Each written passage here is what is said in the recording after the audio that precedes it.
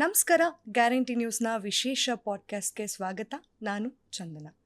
Engineers ಏನು ಬೇಕಾದರೂ ಮಾಡ್ತಾರಂತೆ, ಅಂದರೆ ಯಾವ ಕ್ಷೇತ್ರದಲ್ಲಿ ಬೇಕಾದರೂ ಸಕ್ಸಸ್ ಆಗ್ತಾರೆ. ಆ ಸಕ್ಸಸ್ ಸ್ಟೋರಿನ ಇವತ್ತು ನಮ್ಮ ಜೊತೆ ಹಂಚ್ಕೊಳ್ಳೋದಕ್ಕೆ ಇನ್ಫ್ಲೂಯೆನ್ಸರ್ ಹಾಗೆ ಕವಿತೆಗಳ ಮೂಲಕ ಜನಗಳ ಮನ ತಲುಪಿರುವಂತಹ ಇವರು ನಮಗೆ ಕೃಷ್ಣನ ಬಗ್ಗೆ ಕೂಡ ಹೇಳ್ತಾ ಇರ್ತಾರೆ, ಭಗವದ್ಗೀತೆ ಬಗ್ಗೆ ಕೂಡ ಹೇಳ್ತಾ ಇರ್ತಾರೆ, ಮಹಾಭಾರತ, ರಾಮಾಯಣ, ಸಾಕಷ್ಟು ವಿಚಾರಗಳನ್ನು, ಆಧ್ಯಾತ್ಮದ ವಿಚಾರಗಳನ್ನು ಕೂಡ ನಮಗೂ ತಿಳಿಸ್ತಾ ಇರ್ತಾರೆ, ಹಾಗೆ ನಿಮಗೂ ಕೂಡ ತಿಳಿಸ್ತಾ ಇರ್ತಾರೆ. ತುಂಬ ವೆಲ್ ನೋನ್ ಫೇಸ್, ಹಾಗೆ ಬಂಡಲ್ ಆಫ್ ನಾಲೆಡ್ಜ್ ಅಂತ ಕೂಡ ಹೇಳ್ಬೋದು. ಅವರೇ ಇನ್ಯಾರೂ ಅಲ್ಲ, ಅಕ್ಷಯ್ ವಾಸು ಅವ್ರು ಇವತ್ತು ನಮ್ಮ ಗ್ಯಾರಂಟಿ ನ್ಯೂಸ್ನ ಪಾಡ್ಕಾಸ್ಟ್ನಲ್ಲಿದ್ದಾರೆ. ಸೊ ವೆಲ್ಕಮ್ ನಿಮಗೆ. ನಾನು ಬಂಡಲ್ ಆಫ್ ನಾಲೆಡ್ಜ್ ಅಂತ ಯಾಕೆ ಇಂಟ್ರೋ ಕೊಟ್ಟೆ ಅಂದರೆ, ನಾನು ನಿಮ್ಮ ಪ್ರೊಫೈಲ್ನ ನೋಡಿದಾಗ ಎಲ್ಲ ವಿಷಯಗಳ ಬಗ್ಗೆನೂ ಗೊತ್ತು. ಕಡೆ ಭಗವದ್ಗೀತೆ ಬಗ್ಗೆ, ಮಹಾಭಾರತದ ಬಗ್ಗೆ, ಹಾಗೆ ಈ ಬ್ಲ್ಯಾಕ್ ಮ್ಯಾಜಿಕ್ ಆಗಿರ್ಬೋದು ಅದ್ರ ಬಗ್ಗೆ ಕೂಡ ಮಾತಾಡಿದ್ರಿ, ಹಾಗೆ ಲೈಫ್ನ ಹೇಗೆ ಚೇಂಜ್ ಮಾಡ್ಕೋಬೇಕು ಅನ್ನೋದ್ರ ಬಗ್ಗೆ ಕೂಡ ಮಾತಾಡಿದ್ರಿ. ಸೊ ಹಾಗಾಗಿ ಅದು ಸೂಕ್ತ ಅನಿಸಿ ನಾನು ನಿಮ್ಗೆ ಆ ಪದನ ಬಳಸಿದೆ. Welcome to our podcast. Thank you so much ಚಂದ್ರ.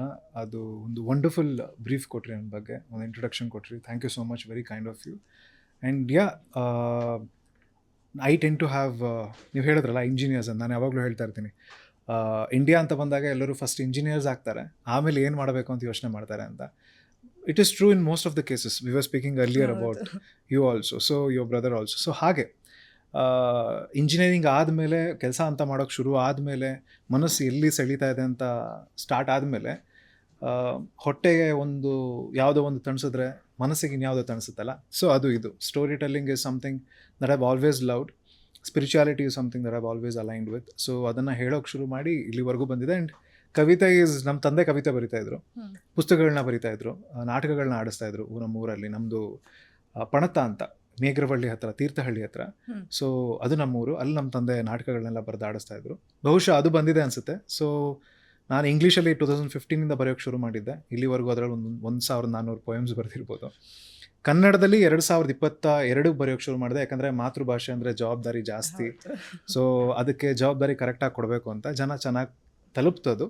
ಅದಾದಮೇಲೆ ಕತೆಗಳನ್ನ ಹೇಳೋಕ್ಕೆ ಶುರು ಮಾಡಿದೆ, ಯಾಕಂದರೆ ಮಹಾಭಾರತ, ರಾಮಾಯಣ ಎಲ್ಲ ಮನಸ್ಸಿಗೆ ಭಾಳ ಹತ್ತಿರವಾದಂಥದ್ದು ಇಂಡಿಯನ್ಸಿಗಾಗಿರ್ಬೋದು. ಸೊ ಹೇಳ್ತಾರೆ, ಮಹಾಭಾರತದಲ್ಲಿ ಇಲ್ಲ ಅನ್ನೋದನ್ನು ಓದೋ ಅವಶ್ಯಕತೆ ಇಲ್ಲವೇ ಇಲ್ಲ ಅಂತ ಹೊರಗಡೆ, ಯಾಕಂದರೆ ಮಹಾಭಾರತದಲ್ಲಿ ಇಲ್ಲ ಅನ್ನೋದು ಇಲ್ಲವೇ ಇಲ್ಲ ಅಂತ.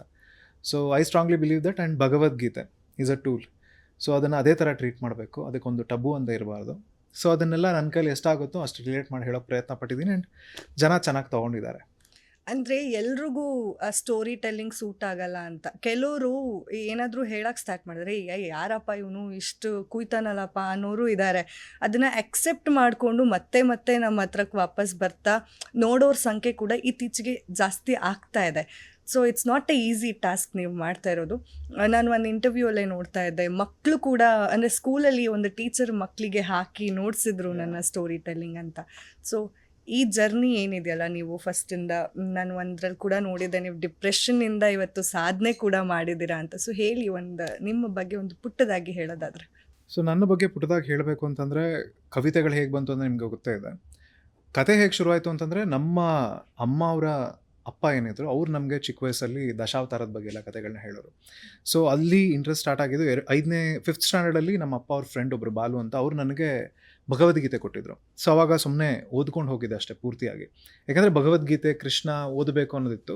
ಆ್ಯಂಡ್ ಕೃಷ್ಣನ ಕಡೆ ಒಂದು ಸೆಳೆತ ಇತ್ತು. ನಾನು ಯಾವಾಗಲೂ ಹೇಳ್ತಾ ಇರ್ತೀನಿ, ನಾವು ಕೃಷ್ಣನ ಪ್ರೀತಿ ಮಾಡೋಕ್ಕೆ ಶುರು ಮಾಡಿದ್ದೀವಿ ಅಂತಂದರೆ ನಾವು ಕೃಷ್ಣನ ಪ್ರೀತಿ ಮಾಡೋಕ್ಕೆ ಶುರು ಮಾಡಿದ್ದೀವಿ ಅಂತಲ್ಲ, ಕೃಷ್ಣ ನಮ್ಮನ್ನು ಪ್ರೀತಿ ಮಾಡೋಕ್ಕೆ ಶುರು ಮಾಡಿದ್ದಾನೆ, ಅದಕ್ಕೆ ನಾವು ಕೃಷ್ಣನ ಪ್ರೀತಿ ಮಾಡೋಕ್ಕೆ ಶುರು ಮಾಡಿದ್ದೀವಿ ಅಂತ. It's a slippery slope.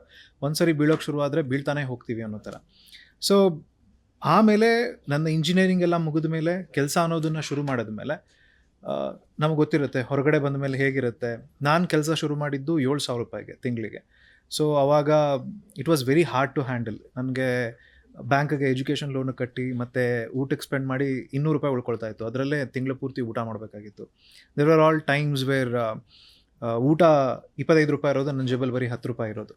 So ಎಷ್ಟೊಂದು ಸರಿ 2 ಬಿಸ್ಕೆಟ್ ಪ್ಯಾಕೆಟ್ ತೊಗೊಂಡು ತಿಂದ್ಕೊಂಡು ನೀರು ಕುಡ್ಕೊಂಡು ಬಂದಿದ್ದೆ, ಸೈಲೆಂಟಾಗಿ ಹತ್ತಿದ್ದೆ. ಇಂಥ ಸಂದರ್ಭಗಳಲ್ಲೆಲ್ಲ ಡಿಪ್ರೆಷನ್ ಹೋಗೋದು ಸರ್ವೇಸಾಮಾನ್ಯ. ಯಾಕಂದರೆ ಆ ಟೈಮಲ್ಲಿ ಮನೇಲೂ ಯಾರೂ ನಂಬ್ತಾ ಇರೋದಿಲ್ಲ, ನಿಮ್ಮ ಮೇಲೂ ನಿಮ್ಮ ನಂಬಿಕೆ ಹೊರಟೋಗಿರುತ್ತೆ. ಯಾಕೆ ಏನು ಮಾಡ್ತಾಯಿದ್ದೀನಿ ಅಂತ ಅನ್ನೋದು ಬರ್ತಾ ಇರುತ್ತೆ. ನಮ್ಮ ಮನೆ ಇಲ್ಲೇ ಗಾಯತ್ರಿ ನಗರದಲ್ಲಿ ಇದ್ದಿದ್ದು. ಸೊ ಹರಿಶ್ಚಂದ್ರ ಘಾಟ್ ಬಹಳ ಹತ್ತಿರ ನಮಗೆ. ಸೊ ಆಫೀಸಿಗೆ ಹೋಗ್ಬೇಕಾರೆಲ್ಲ ಬೆಳಗ್ಗೆ ಒಂದು ಅರ್ಧ ಗಂಟೆ ಹರಿಶ್ಚಂದ್ರ ಘಾಟ್ ಎದುರುಗಡೆ ನಿಂತ್ಕೊಂಡು ಎಲ್ಲನೂ ನೋಡ್ತಾ ಇರ್ತಿದ್ದೆ, ಹೆಸರುಗಳನ್ನ ಓದ್ತಾ ಇರ್ತಿದ್ದೆ. ಸೊ ಹಾಗಿರಬೇಕಾದ್ರೆ ಮತ್ತೆ ನನ್ನ ಕೈಗೆ ಮಹಾಭಾರತ ತಗಲ್ತು. ಸೊ ನಾನು ಅದನ್ನು ಓದೋಕ್ಕೆ ಶುರು ಮಾಡಿದೆ, ಭಗವದ್ಗೀತೆ ರಿಲೇಟೆಡ್ ಮತ್ತೆ ಓದೋಕ್ಕೆ ಶುರು ಮಾಡಿದೆ, ನೋಡೋಕ್ಕೆ ಶುರು ಮಾಡಿದೆ. ಒಂದು ಅರ್ಥ ಆಗಿದ್ದೇನು ಅಂತಂದರೆ, ನಿಮ್ಮ ಜೀವನದಲ್ಲಿ ಅದೆಂಥದ್ದೇ ಸಂದರ್ಭ ಇರಲಿ, ಅದೆಂಥದ್ದೇ ಪ್ರಾಬ್ಲಮ್ ಇರಲಿ, ಎದೆ ಒಪ್ಕೊಂಡು ಭಗವದ್ಗೀತೆನ ಓಪನ್ ಮಾಡಿದ್ರೆ ಅದು ಯಾವುದೋ ಪೇಜಲ್ಲಿ ನಿಮ್ಗೆ ಬೇಕಾಗಿರೋದು ಆನ್ಸರ್ ಇರುತ್ತೆ. ಭಗವದ್ಗೀತೆನ ಈ ಮಹಾಭಾರತ ಆಗಲಿ, ರಾಮಾಯಣ ಆಗಲಿ, ಅದಕ್ಕೆಲ್ಲ ಮಹಾಭಾರತಕ್ಕೆ 3000 ವರ್ಷನ್ಸ್ ಇದೆ. ಅಂದರೆ ಏನಾಗುತ್ತೆ ಅಂತಂದರೆ, ಮಹಾಭಾರತ ಕ್ಯಾರೆಕ್ಟರ್ ಇರುತ್ತೆ. ಫಾರ್ ಎಕ್ಸಾಂಪಲ್ ಶಕುನಿ ತೊಗೊಳ್ಳೋಣ. ಶಕುನಿ ಒಂದು ಕಡೆ ಮೇಜರಾಗಿ ಬರೋದೇನು ಅಂತಂದರೆ, ಶಕುನಿ ತಂದೆ ಮಗಳನ್ನು ಈ ಪಾಂಡು ಕೊಡದೆ ಇವನು ಕೊಟ್ಟು ಮದುವೆ ಮಾಡಿರ್ತಾರೆ, ಯುಧಿಷ್ಠಿರನ್ ಕೊಟ್ಟು ಮದುವೆ ಮಾಡಿರ್ತಾರೆ ಅಂತ. ಸೊ ಕಣ್ಣಿಲ್ದಿರೋನಿಗೆ ಕೊಟ್ಟು ಮದುವೆ ಮಾಡಿರೋದಕ್ಕೆ ಧೃತರಾಷ್ಟ್ರನ ಕೊಟ್ಟು ಮದುವೆ ಮಾಡಿರ್ತಾರೆ. ಕಣ್ಣಿಲ್ದಿರೋನ್ ಕೊಟ್ಟು ಮದುವೆ ಮಾಡಿರ್ತಾರಲ್ಲ, ಅದು ಕರೆಕ್ಟಾಗಿರೋನು ಕೊಡೋ ಬದಲು ಅದಕ್ಕೆ ಶಕುನಿಗೆ ಒಂದು ದ್ವೇಷ ಹುಟ್ಟಿರುತ್ತೆ, ಅದಕ್ಕೆ ಅದನ್ನು ನಾಶ ಮಾಡಬೇಕು ಅಂತ ಬಂದಿರ್ತಾನೆ ಅಂತ. ಬಟ್ ಇದು ಸ್ಟ್ರಾಂಗ್ ಆಗಲಿಲ್ಲ story arc. Story arc strong ಮಾಡಬೇಕು ಅಂತಂದರೆ ಇನ್ನೊಂದು ಕಡೆ ವರ್ಷನ್ ಬರುತ್ತೆ, ಅವ್ರ ತಂದೆ ಅವ್ರಿಗೆ ಒಂದು ದೋಷ ಇರುತ್ತೆ, ಆ ದೋಷ ನಿವಾರಣೆ ಮಾಡೋದಕ್ಕೆ ಮೊದಲೇ ಒಂದು ಮೇಕೆ ಕೊಟ್ಟು ಅದು ಸಾಯಿಸಿ, ಬಟ್ ಅದು ಭೀಷ್ಮರಿಗೆ ತಲುಪೋದಿಲ್ಲ.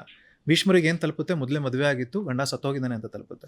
ಅದಕ್ಕೆ ಎಲ್ಲರನ್ನೂ ಜೈಲಿಗೆ ಹಾಕ್ತಾರೆ, ಒಬ್ರಿಗಾಗೋಷ್ಟು ಊಟ ಕೊಡ್ತಾರೆ, ಅದನ್ನು ಬರೀ ಶಕುನಿ ತಿಂತಾನೆ. ಆಮೇಲೆ ಅವ್ರ ತಂದೆ ತೀರ್ಕೊಳ್ತಾನೆ, ಅವನ ತಂದೆ ಮೂಳೆಯಲ್ಲಿ ಡೈಸ್ ಮಾಡ್ಕೊಳ್ತಾರೆ ಅಂತ. ಇವಾಗ ಸ್ಟೋರಿ ಸ್ಟ್ರಾಂಗ್ ಇದೆ. ಸೊ ಈ ಥರ ಅವ್ರವ್ರದ್ದೇ ವರ್ಷನ್ಗಳು ಬಂದಿದೆ. ಹೀಗೆ ಭಗವದ್ಗೀತೆಗೂ ವರ್ಷನ್ ಇರುತ್ತೆ.